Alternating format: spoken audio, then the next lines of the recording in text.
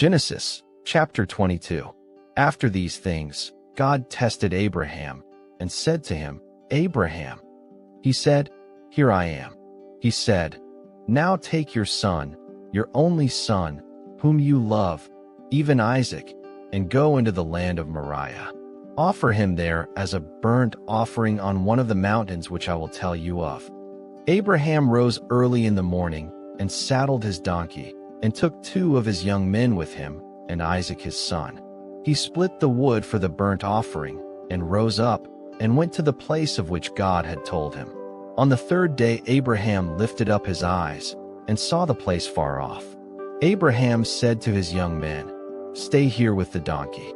The boy and I will go yonder. We will worship, and come back to you. Abraham took the wood of the burnt offering, and laid it on Isaac his son. He took in his hand the fire and the knife. They both went together. Isaac spoke to Abraham his father, and said, My father. He said, Here I am, my son. He said, Here is the fire and the wood, but where is the lamb for a burnt offering? Abraham said, God will provide himself the lamb for a burnt offering, my son. So they both went together. They came to the place which God had told him of. Abraham built the altar there, and laid the wood in order, bound Isaac his son, and laid him on the altar on the wood. Abraham stretched out his hand, and took the knife to kill his son. Yahweh's angel called to him out of the sky, and said, Abraham, Abraham. He said, Here I am. He said, Don't lay your hand on the boy or do anything to him. For now I know that you fear God, since you have not withheld your son, your only son, from me. Abraham lifted up his eyes, and looked, and saw that behind him was a ram caught in the thicket by his horns.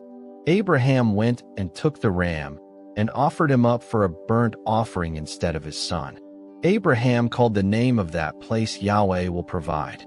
As it is said to this day, On Yahweh's mountain it will be provided.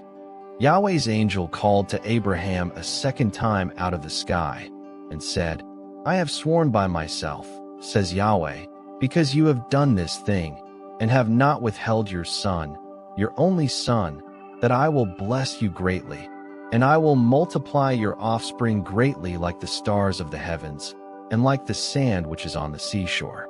Your offspring will possess the gate of his enemies.